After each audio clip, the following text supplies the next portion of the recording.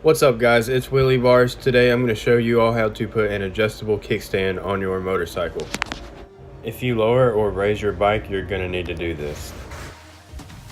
I lowered mine an inch in the front by sliding the forks through the triple trees, and that causes my kickstand to keep the bike standing straight up when I park it. This is a super simple job. There's about 4 screws you have to take out. It should only take you about 5 minutes to do this. First thing we need to do is lift the bike up with a paddock stand. The tools you're going to need is an 8mm socket, a 14mm socket, a 5mm Allen key, and you're going to need to get a few washers from the store. Use your 14mm socket or wrench to get the nut off the back. Use your 8mm socket to get the screw out of the front.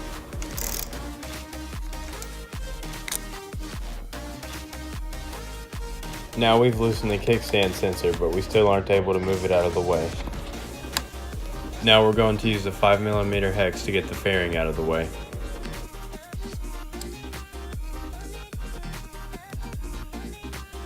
Now we've got this loose and there's a 14mm bolt back here.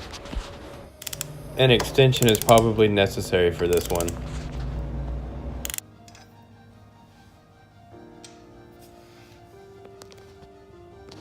Now we can wiggle the kickstand out, and don't worry about the spring, it won't hurt anything.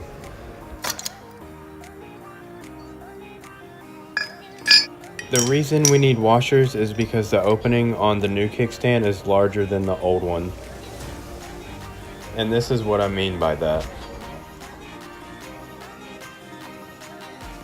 To get the spring back on, before you bolt it back down, it should slide in place. But otherwise you can use a tool to pull it in place if you've already bolted it down. Reverse steps to reinstall kickstand.